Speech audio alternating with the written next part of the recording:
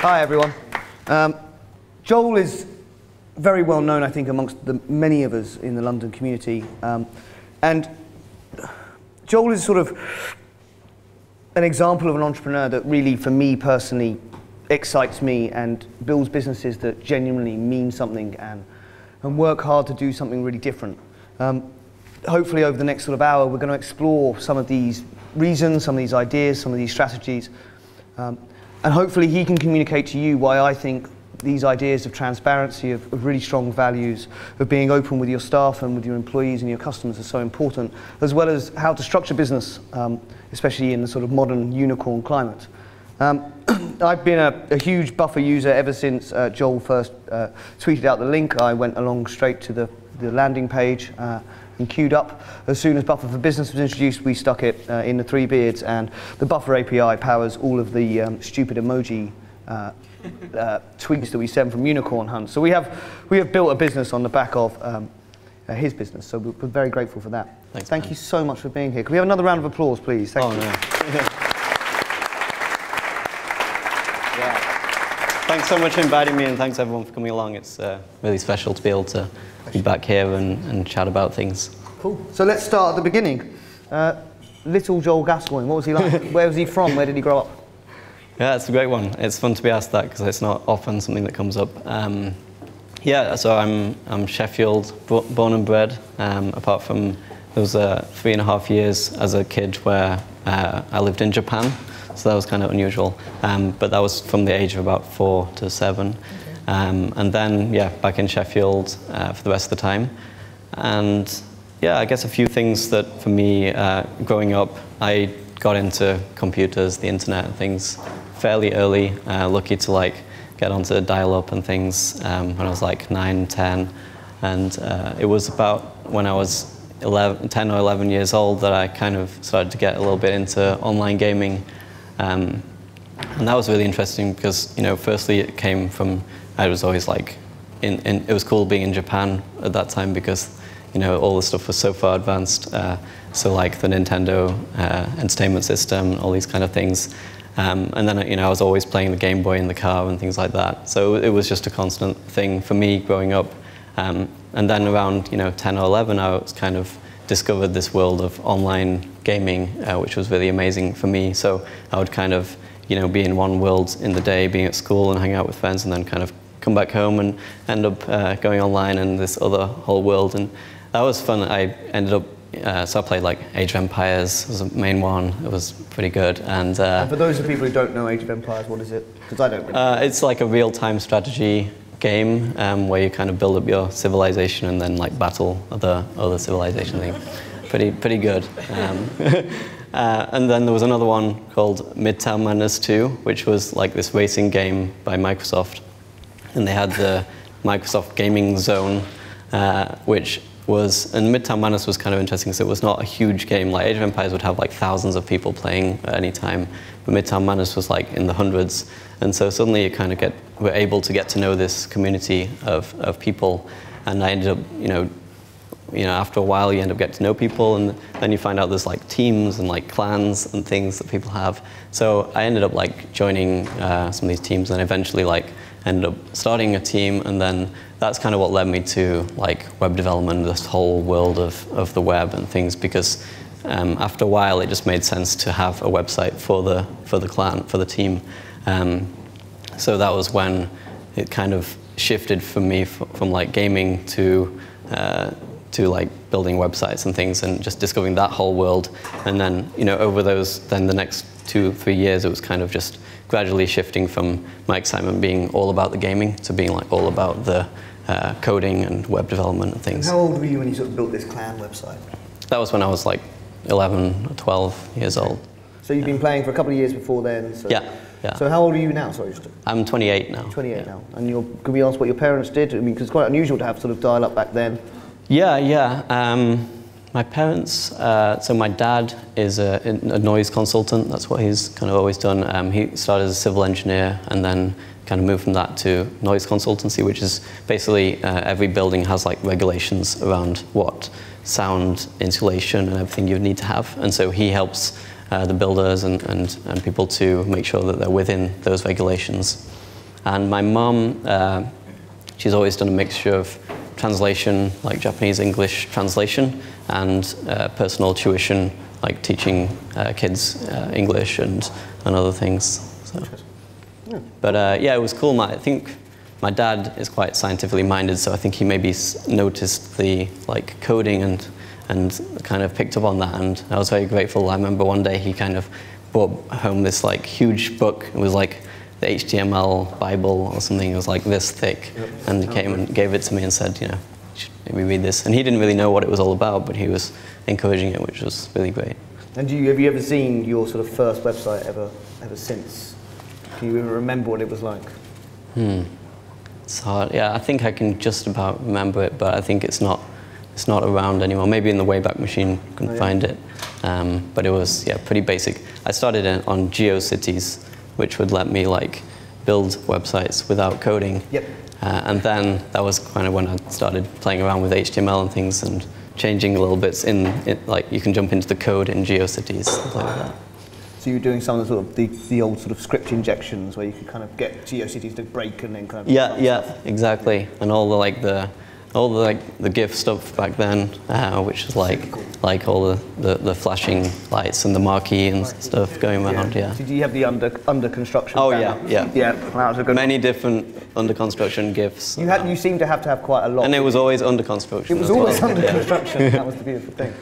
Okay, so you're 11. You're running this kind of this guild website, and you're enjoying it. And it sounds like you started shifting more to the development than the gaming. Yeah. So over time, I just got really fascinated by the coding aspect and being able to kind of, just write some lines of code and then refresh the page and see the change. And it's like, wow, you can kind of create something from nothing there, and that was really cool. And yeah, then a few years later, when I was 15, that was the first opportunity I had to build a website commercially and get paid for that. And so that was really cool. I had a friend at school that was part of the local golf club, and he just let me know that they happened to be like looking to get the website redesigned, and they were going to pay an agency a lot of money for that. So I kind of stepped in and said, maybe I could probably do this, and managed to charge a lot less, but it was about £400–500, and so that was a lot of money, for me at that age. So that was really great, and that was kind of the first moment where it kind of hit me like, wow, this thing's been a hobby for me, just on the side, playing around with it, and now I can actually get paid to do this. That was really cool. And was that the kind of moment you just thought, right, that's kind of what I want to do, or did you sort of, some people go and join bands and, drop acid as a living?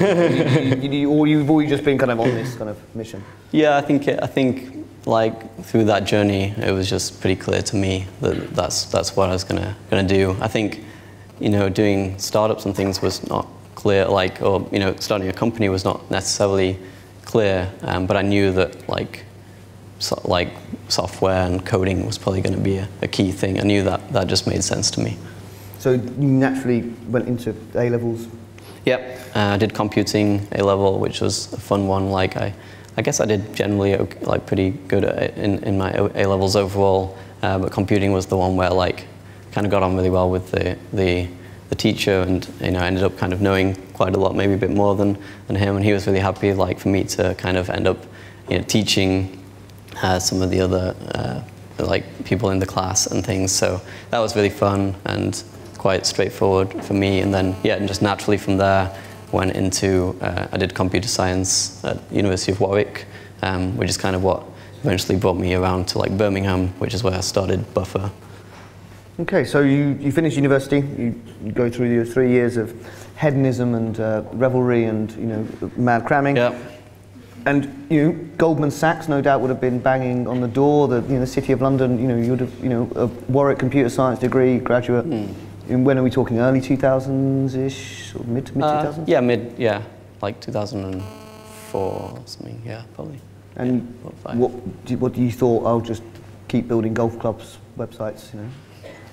Yeah, it's quite an interesting reason. Yeah, I think. By that point, I'd kind of been, after the golf club, I always put my like built by Joel Gascoigne at the bottom, and kind of ended up becoming, had several clients after a while, and so I could kind of keep doing that, and I did that throughout university, and that was really nice to kind of take the pressure off the bills and things. So that was great, and I think what it was during university, I didn't get too involved with like entrepreneurship and things like that at university until like my final year. First year I got excited, like join all the clubs and things and meet a lot of people. And then I had a girlfriend for like the 2.5 years, like from the start, and like kind of just after the first year I was like, oh, like ended up just being like not much else. And then and also the entrepreneurship society didn't exist when I started. It got started in the second year, so I was kind of like already had the clubs I was going to and stuff at that point, so didn't end up getting involved. And fourth year I was like, oh, I'm going to really try and make the most. It was like suddenly hit me like I've got 1 year left, so I got involved with a lot of things again, and that's when I got involved with the like Warwick entrepreneurs, and that I think is what kind of started to open my eyes. There's also a guy I met in my fourth year who ended up being my co-founder for a startup before Buffer. And so in the holiday period before my fourth year, I was just looking around like, oh, I want to get involved with things again. And I found, just found a group on a Facebook group, which was Warwick Internet Entrepreneurs. And it was like one person in it. It's a good group, it's a good group then. So I ended up joining this group. They're like, well, maybe there's only one person, but I'm pretty interested in this. And that was separate from Warwick Entrepreneurs. So that was like Warwick Entrepreneurs and then this Warwick Internet Entrepreneurs. And I joined that group, and then I ended up meeting this guy called Oro, Nigerian guy, and met him on like my first or second week of my fourth year. And yeah, we got along really well, and we ended up chatting a lot, and he kind of opened my eyes to like TechCrunch and all these different things. And I think it was kind of during that third, fourth year that I kind of, my mindset shifted from like, building websites for clients was great, and that was kind of building up, but it opened my eyes to kind of products that you could charge for and that would, you wouldn't be tied to the hourly rate, wage and things.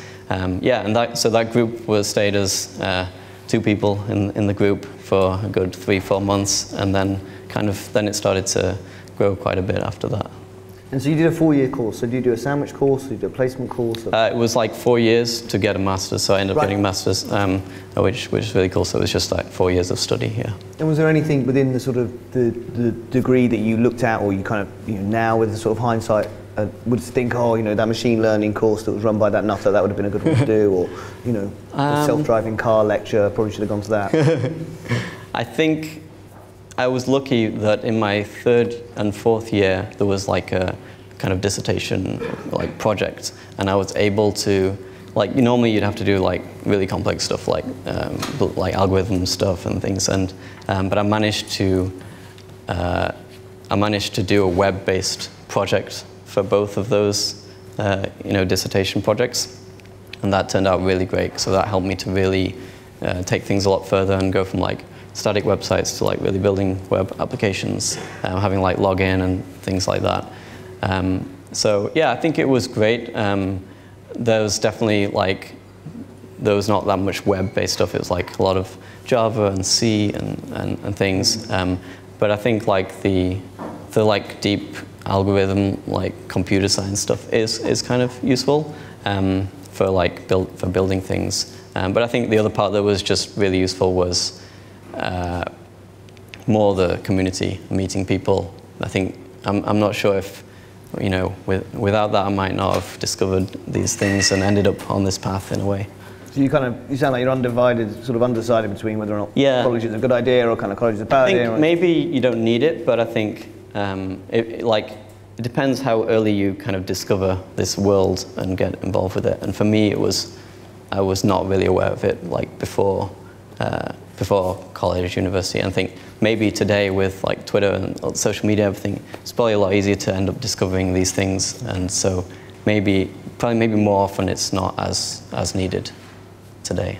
Okay, interesting. So you finished your degree.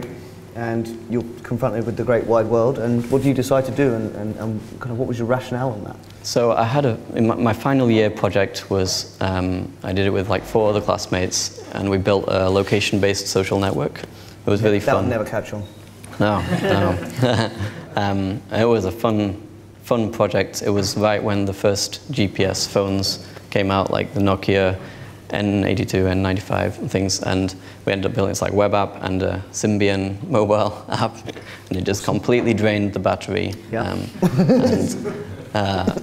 But it was an interesting thing for me because it suddenly went from a university project to a startup. I really started to see it as a startup. I was just working on it like all the time in the evenings and stuff.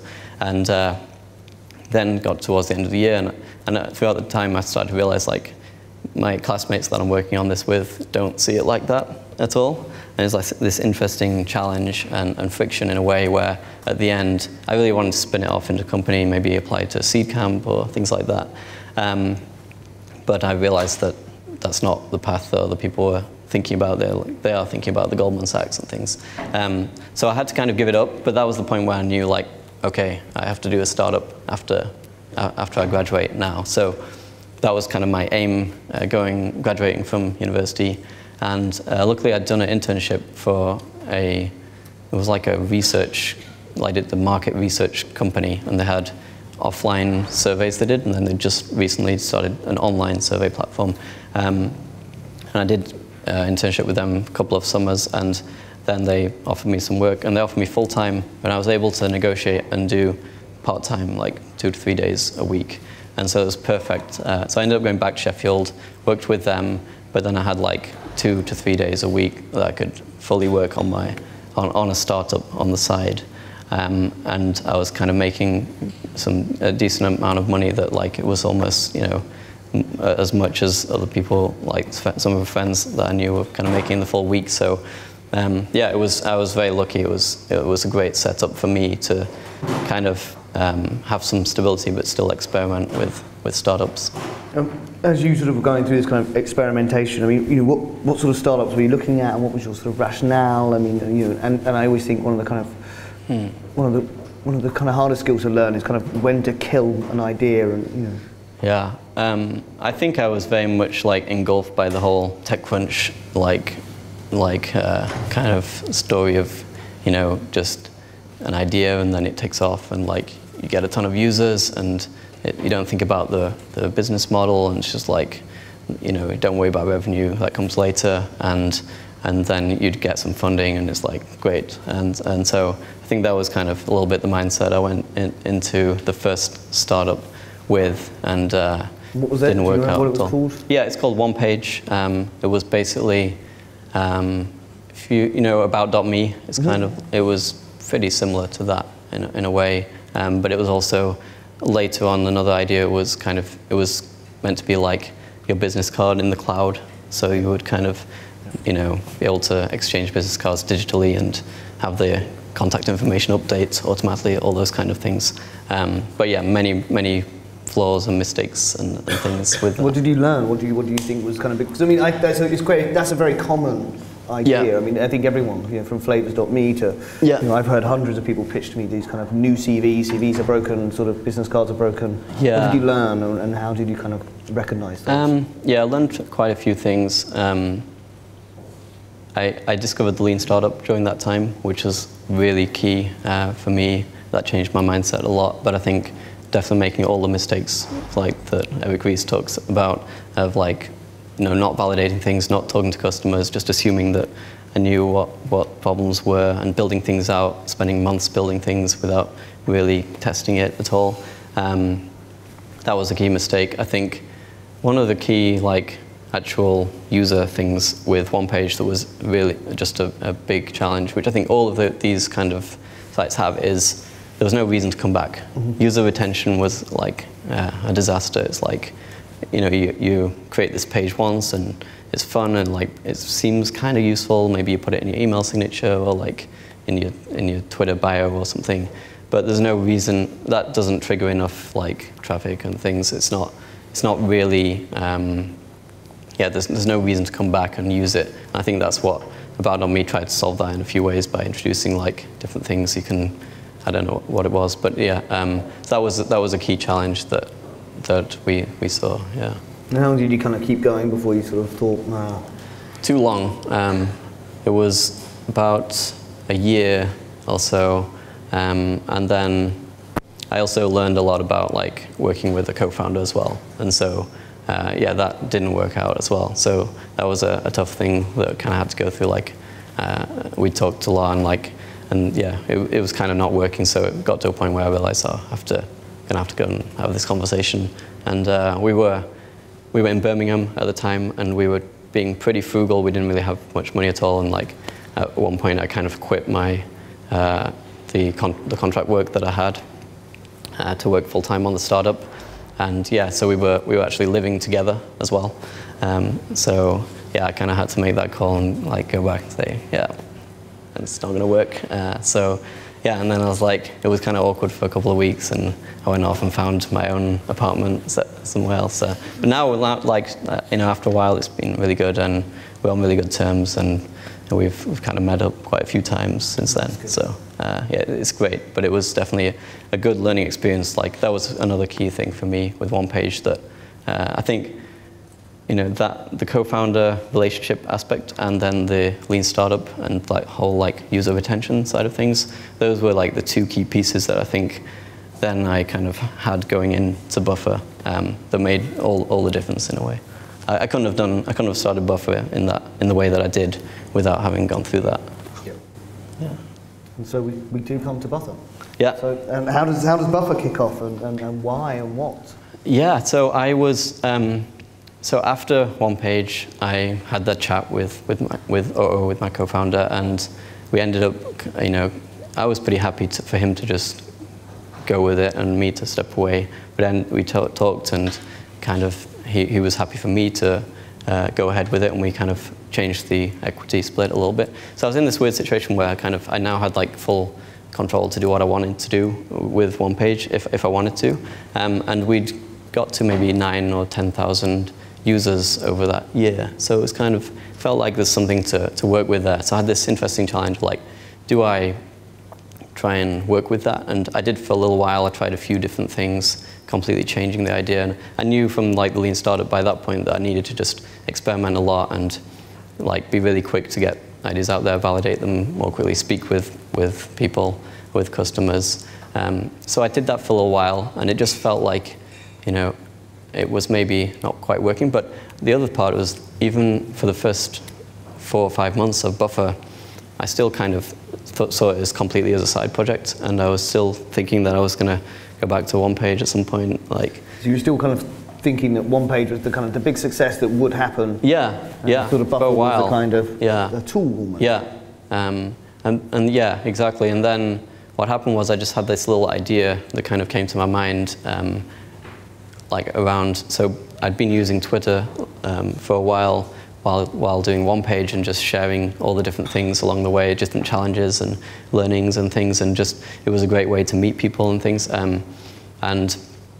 I started to share like blog posts that I was reading about startups and just lots of different things, and I found that whenever I'd tweet those and share them, they would do pretty well. Like they would trigger a conversation with somebody, or someone would retweet it or something like that. And so that's when I thought like, oh, that's cool. Like I want to do that more. So I started reading more, I started sharing more, and like I quickly ran into this problem of like, if I would read, I would have my Google Reader and things, and spend time in the morning, and I would read maybe 15, 20 articles and share like 5 or 10 of them. And I found like, oh, if I share them all in one go, it's not great, because I'm kind of flooding my stream with like 5 or 10 tweets, and it's not good for me either, because I wasn't really on Twitter for the rest of the day, and I had nothing I was sharing. So I thought, okay, I should start spreading these out throughout the day more. And that's when I looked around at the different options that were out there. It was TweetDeck and Hootsuite were the key ones at the time, and I started using those tools to schedule these tweets so that I could spread them out throughout the day. And at that time, to schedule a tweet, you had to choose the exact date and time.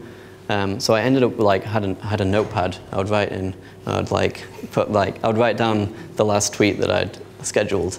so that I could remember when I'd scheduled it for. And then when I came back and was scheduling the next one, I was like, I just want to add 4 or 5 hours to this. And that's kind of what I was doing. And then it just hit me like, this could be a lot easier. Like, I don't want to pick the date and time every time. I want to have like kind of a rolling schedule and just be able to add things to this queue, to the buffer, which is, that's kind of where the idea came from. Yeah, and then when I'd had that idea, like, I started coding it right away, which is kind of my natural instinct. And then like after a day or two, I kind of realized and like stopped myself, and I was like, wow, okay, I don't want to go down that path again. I've been down that path with one page and like just gone ahead and started to build something. And this time I thought, like, I really want to actually validate this, make sure, see if other people have this problem as well, see if there's any promise there in that. And so, what did you do? How did you kind of test this hypothesis? Because I mean, to many of us, it would sound like a man with OCD who's really overly sort of concerned with his Twitter, had a really complicated notebook, and was just a bit of a geek about it. Like, that doesn't sound like the beginning of a very successful business. Yeah, I think a lot of people thought that at the start as well. Right. So, yeah, thankfully a few people let me know that's what they thought, and have been honest and said like I was wrong. So that was really cool. So how did you test it, your hypothesis that you weren't completely crazy? Yeah, so I thought, like, how can I actually test this without, like, how can I stop coding and not really do anything else? And so what I came up with was I had, which you kind of mentioned that you landed on, I created this landing page for the product that made it look like the product existed, even though you couldn't sign up or anything. And so basically there was a landing page, and then there was a sign up button, or like a plans and pricing button, I think it was. And then you would click that, and then you would end up on this next page, which was like, sorry, you've called us too soon, we're not quite ready. And then there was an email box to put your email in, and then we share updates. And so that's what I did. I just created this little 2-page website. It was really quick to build. Like, to do it today, you don't even need to do any coding at all. Like, just use Unbounce or something. So yeah, really, really quick. It was literally like the same week that I had the idea. I got that out there, and then yeah, I just shared it on my Twitter, which was lucky. People asked me like, how did you drive traffic to it? And I think I got very lucky because I'd been tweeting for a while by then. I think I had about 1,500 followers on Twitter, so it was just about enough of kind of an audience to trigger some traffic to the page. It also happened to be like the right audience, which was the other part. So that was great. And then yeah, enough people hit it and like went through it. I also tracked it all with Mixpanel, right. Which in hindsight wasn't that useful because the volume's just so low and things. It wasn't that key. But yeah, I got these emails, and then I instantly like emailed everyone that put their email in that box, and I ended up having a couple of Skype calls. And how much of a sort of, what was your kind of your figure you were looking for to really see in terms of numbers of emails that you were kind of like, well, if I get 5 emails, then maybe if it's 10, there's like a definite. If it's, like, what was your metric of success there? I'm not sure. I think it was really more the qualitative side that convinced me. I think I probably went in thinking about some of these things and like conversion rates. Like I was tracking like how many people hit the landing page, how many people get to the next page, and then how many people eventually give me there was kind of a funnel there. I can't remember what I was thinking would be good, but I also knew at that point that it's not really the numbers. It's also like I think I'd read enough of the Lean Startup and done enough of like tracking numbers and things with one page that I realized it's really not the key thing that helps you. So I emailed people, had conversations. I kind of emailed them to share a bit more than there was on the landing page about what this would do, and then try to have conversations and see whether that's something that people wanted at all. And yeah, after about a week, or maybe less than a week, I felt like there was enough kind of validation from the conversation and things that I did like an extra little test, which was I added one more page like in between the two. So the flow was now landing page and then plans and pricing button, you click it, and there'd actually be a plans and pricing page with 3 different plans. A free plan, I think it was $5 a month and $20 a month at that point. And I tracked it all, like the different paths in Mixpanel and things. And yeah, and then the final page would still be the same, like, you've called us too soon. So yeah, I did that test and had more conversations, tried to have conversations around pricing that time, because I knew after my experience with one page, not having a revenue model at all, and then I also spoke with a couple of like investors during the time with one page, and I just had this feeling like, I'm not going to be able to do that. Like, I have no track record, it's not going to work. So I knew the only way to escape like working on, like, you know, doing contract work on the side to get by, the only way to work full-time on my own project was going to be to generate revenue. So I decided already, like, it's going to be revenue from day one. And so I wanted to test that a bit as well. So that's why, and I remember with that time, I did actually see like a few people clicking the paid plans to give me their email. And then I had conversations with people, and like, it was pretty, I think there was far more people that said like, this doesn't make any sense, or like, you should just stop, like this, you know, you're wasting your life here. No one's gonna want, this is not something that people want. There was far more people saying that, but there was enough people, there was a few people that said like, this is a problem I have, and if this existed, I would use it, and some people said if this existed, I would pay for it. So I was like, okay, I'm gonna get building. So then I like started building, and it was about 6 weeks later. I know the total time from like the idea to launching the first working version was 7 weeks. And I was working full-time at the time, so it was kind of evenings and weekends, 7 weeks, and then launched it. And then had the first paying customer after 3 days, so it was kind of ended up like working out. It was cool. Had a friend that was technically the first paying customer on the first day. But he was just trying to be nice, so I kind of discounted that one. But I had the first paying customer. I didn't know that person on the 3rd day after launching it. So it felt like this stuff worked, like all the lean startup stuff. It worked, yeah. But that first month was still like $20 total revenue or something. I remember the first $5 that came through from PayPal, and I was like dancing around the room. I was so excited. I was like, wow, this is amazing. And it was crazy just to think about that, because I was doing contract work and I charged a decent amount by that point, like per day. But somehow, you know, even like £200 a day or something is like there was, it was like day or night difference between that and getting $5 that was from this product that I built. And so from there, how does this kind of, because there's no mention of your other co-founders, there's no mention of this kind of transparency or the values we'll get to later, like, you know, it seems like a very sort of lean sort of little startup. Yeah. So Leo my co-founder Leo came into the story like pretty much immediately after that.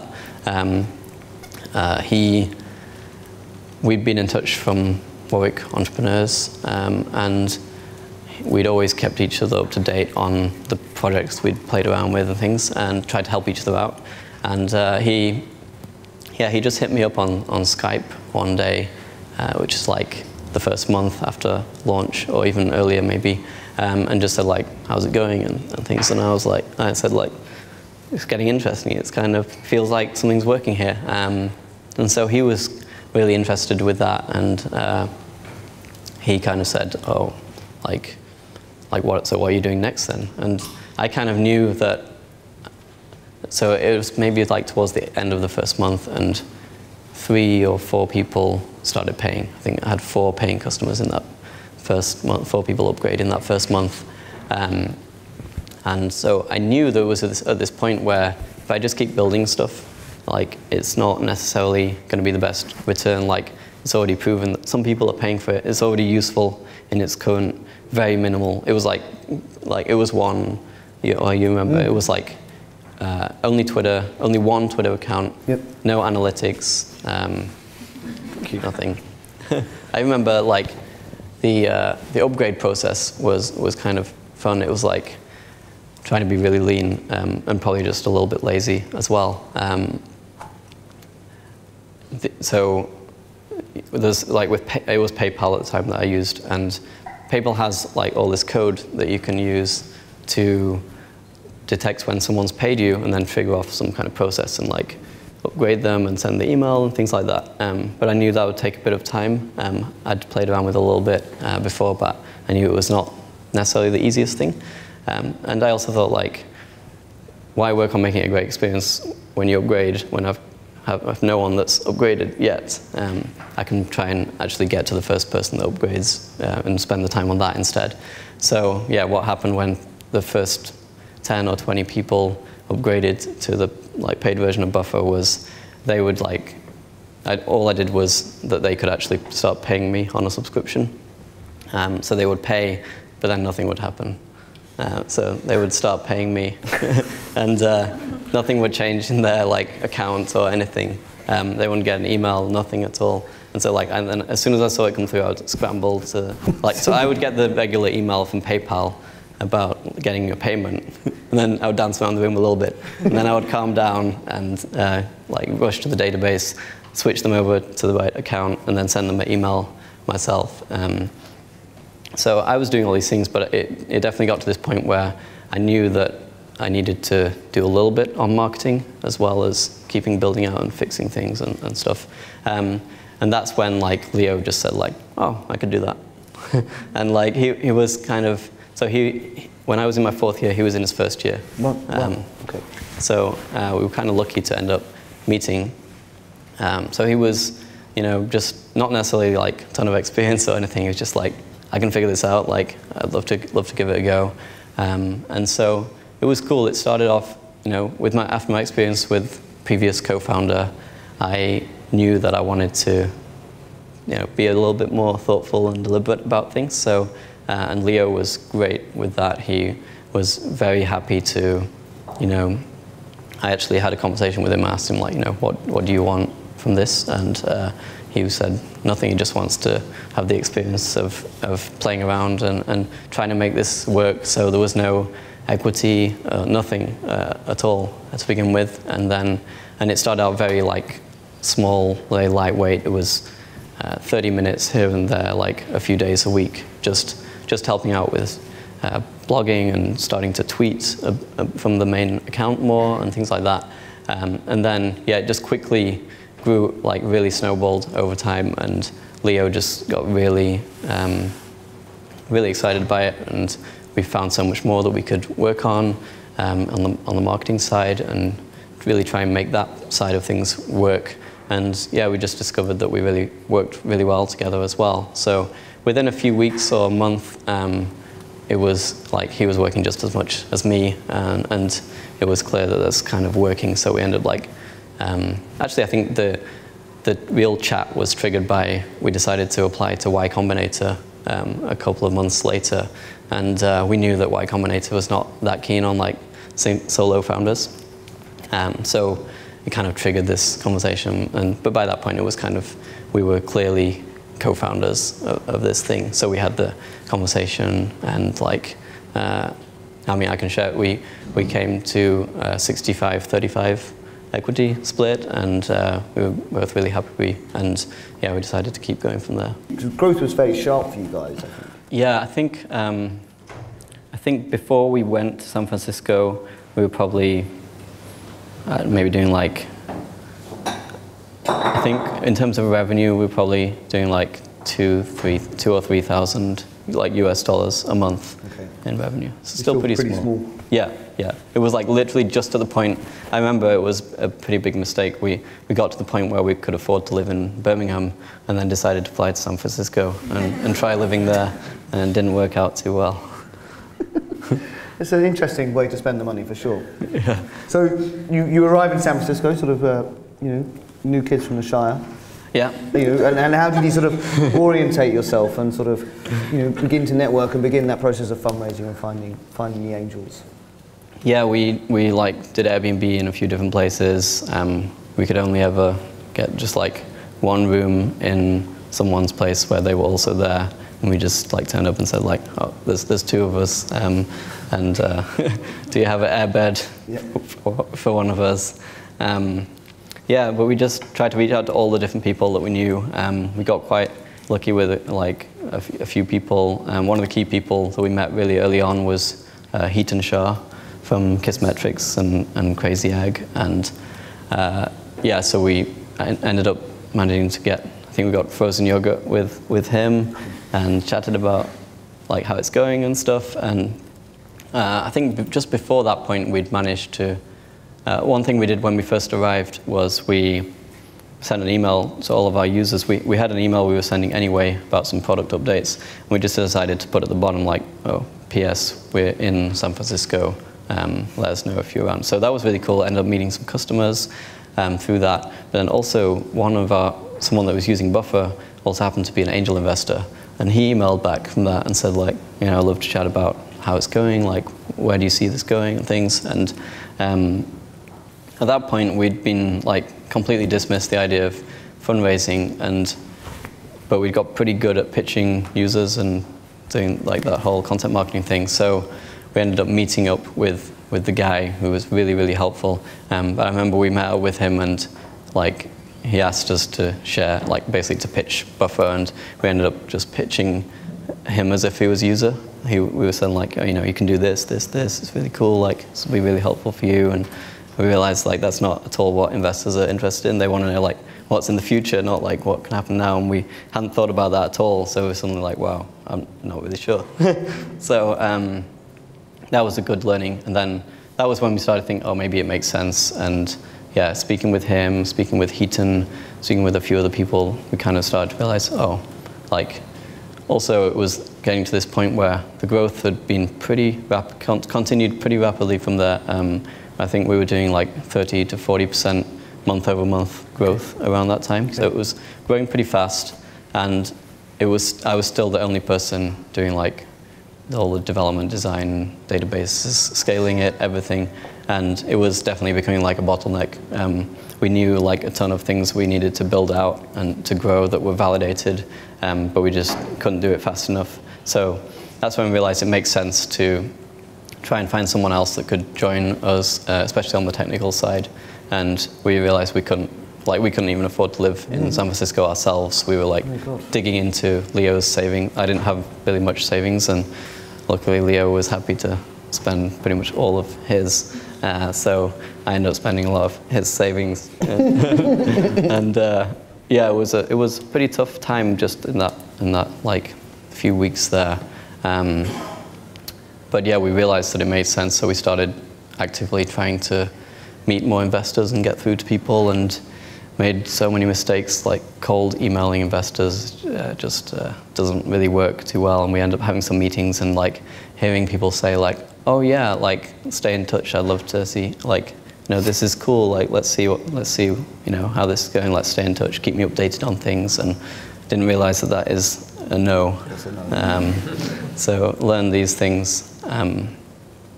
Yeah, and so how did you find this one investor who kind of helped you out and went with you? And so they've taken quite a gamble at that time, I think. Yeah, definitely.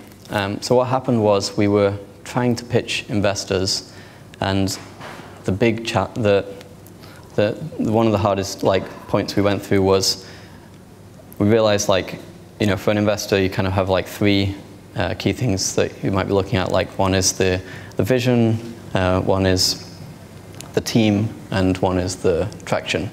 And we realized like the vision was hard to explain, like social media was like kind of early, there's not really that many successes like built on top of social media at that point. That was pretty hard. The team was not ideal either, like we didn't have any track record of selling our startups or anything. So we realized, only really in hindsight, that traction was the key card we had in our pitch. And our traction was pretty good when we first arrived in San Francisco. The problem was, then we both switched to like trying to do fundraising together, and we stopped like doing the marketing, we stopped building product more, and the traction basically completely stalled. And so we're like, wow, like we're in this, this is not working. And we're also pitching investors and having not really any success. And what happened was, right in the middle of that time, we came across AngelPad, which is an accelerator in San Francisco, and we just thought, so we were, we had some traction, so we felt like we were a little bit further along than most companies that go into accelerators. Like a lot of times it's just the idea stage. So we thought maybe, we weren't really thinking about it too much, but we decided we were struggling so much, like let's just apply for that as well. But then we'd been turned down by Y Combinator, and things had all these experiences that I felt like it's not going to probably work out either. But yeah, luckily, so we got to this point where it just wasn't working, and it was we'd basically almost run out completely of money.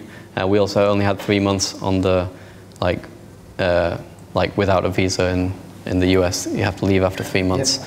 So we're getting we could see the end of like our time of money running out and having to go back to the UK, or like Leo's from Austria.